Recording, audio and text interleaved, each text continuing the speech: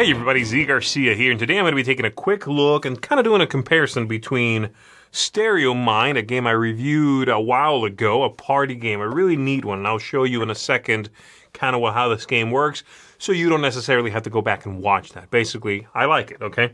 So I'm going to be comparing this, came out a few years ago, to Stereo Mind Classical, a follow-up that uses classical music instead of sort of new, made-up electronic music or that kind of thing. And then to this brand new Stereo Mind FMAM. Barely legible, but it says that right there, okay? So the original one, this original one right here, and we're not even going to cut to the table for this. I'm just going to show you up here. It has a magnetic box. It looks like this. You open this. This is from Plate, and they like their strange magnetic boxes. You open this up. You open this up like this. And then in here, in there is all the stuff, which we're going to get out of here, okay? Then this all opens up, and you can even open this up for some reason.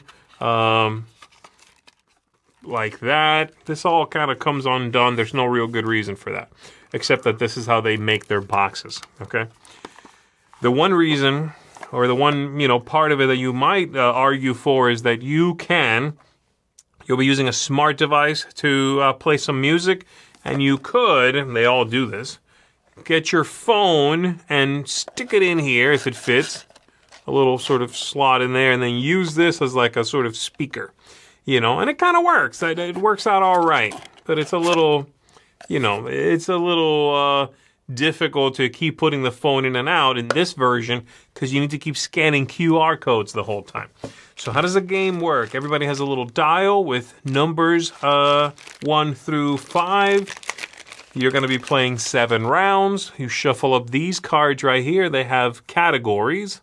So for example, this one says doll, number 1, doll. Number 2, robot. Blocks, RC car, and clay. There's 5 things on here.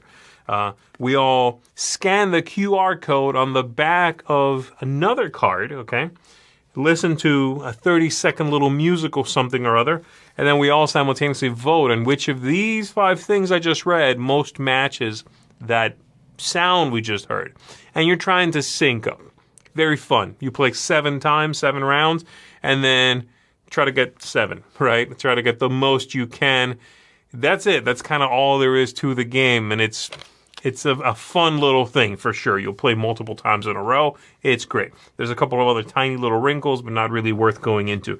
So that's the idea of Stereo Mind, the original one. Every time you scanned one of these, it would open up a new YouTube tab and play a little sound clip, is the idea. So then Classical came out. Classical has stepped up the dials from very simple little circular things to these cool instrument-shaped selectors over here. And so you've got all sorts of shapes in here, right? You've got, this, and you've got a record that you can spin and select a number in, and a saxophone or whatever, a big guitar, that sort of thing. And then the idea was the same, except these are going to be classical songs. So you scan the QR code on the one on the top of the deck, and then you read the next one, right? So again, if that isn't clear, 1, 2, 3, 4, 5, 6, 7, and then you need an 8th, because I would be doing this. And then I scan here, but we vote on this one. Then this one's set aside. We flip again. We scan this, but we vote on this one, so that the back of the card is not tied to the front of the card in any way. That's the idea there. So classical is the same, but in my opinion, because it's classical music, I found that it had less of a spectrum that they were playing with. Their playground was restricted by, I don't know if I want to say a genre of music, but there is something a little more homogeneous when it comes to classical music than them doing whatever they want to. A little poppy thing, a little piano number, a big brassy thing, an electronic whatever. That had a lot more range, than it all being classical music. So I thought the original one, I think it's better. I think it's this one's a little no pun intended, classier, right?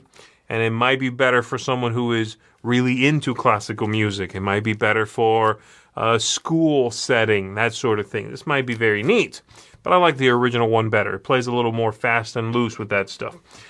So there you go. Comparing these two, and by the way, same kind of box over here. Comparing these two, I can tell you I like both, but I would give this the nod. And along comes the new one then, Stereo Mind FM AM. So I was intrigued by this. I thought it looked really cool. I like that the whole thing kind of looks like a cassette player or something. And it's a different box as well. This one now is a drawer that comes out and has all the components in here. It has the instrument idea with a piano or a keyboard, you know, some repeats, but a couple of new ones. And some new ideas with the cards as well, where the cards have on the one side words, and on the other side little images that you can choose to play with. And so you kind of you mix and match fronts and backs and play with that. It can be a word or it can be an image. It super doesn't matter, okay? You still play 7 rounds, all of that. You might be asking yourself, okay, so where's the QR code then? If both sides are being used for playing the game, where's the QR code you scan? Well, it's a little different in this one. In this one, you are scanning a QR code that's on the side of the box here. There's 2 QR codes. One takes you to the music right here, and one takes you to the rules for this game. And that brings up a website that is a player for these tracks, and it will randomize a track for you. Here's the thing. The tracks included in FM, in AM, FM there are the same exact tracks as in the original Stereo Mind. The words on the cards are the exact same words as in the original Stereo Mind. The only difference is this is not in the original game, right? The images.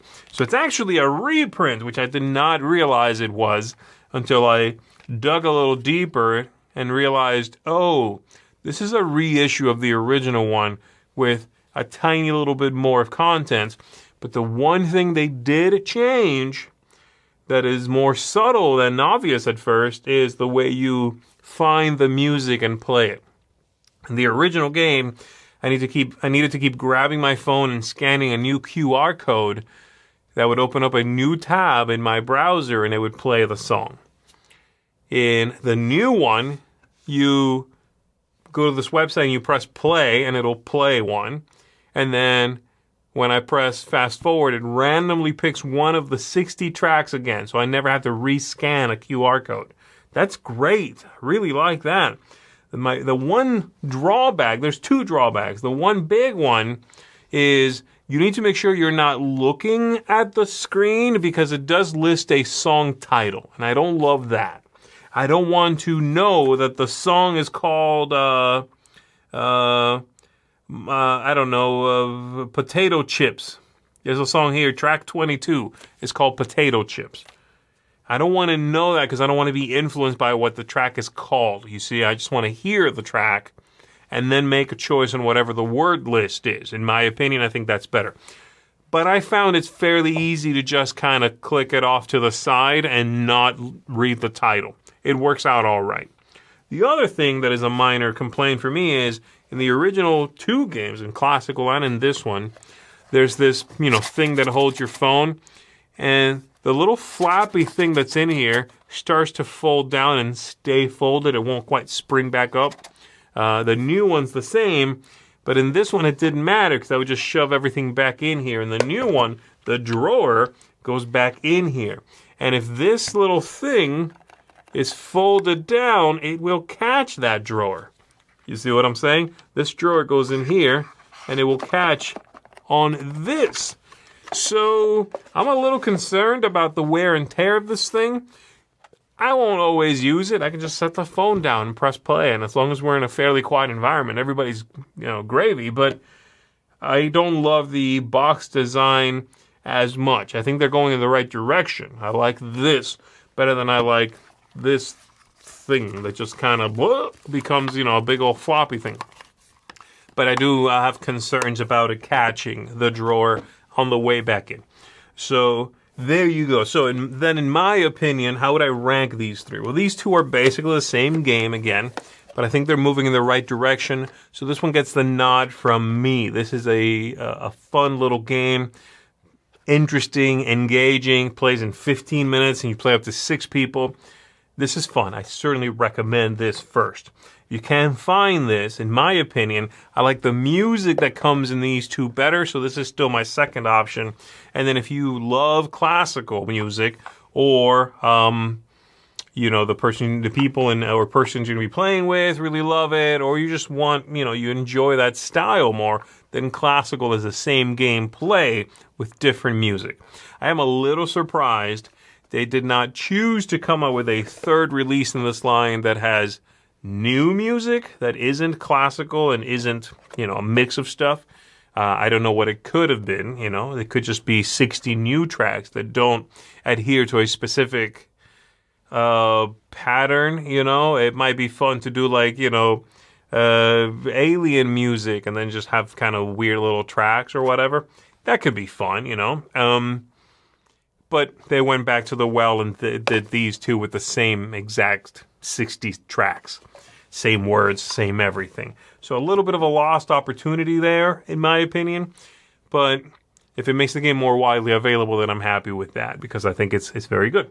So there you go. That's a brief, not so brief, look at Stereo Mind and what's available out there. Thank you for checking this out with me, everybody. My favorite is this right here. If I had to give it a score, it's like a solid 8 out of 10. It's really good. So check it out. Fun, little musical party game. Takes no time at all, and you're going to have a good time trying to sync with everybody else. So there you go. My name is Z Garcia. Thank you for watching, everybody. I'll see you on the next one.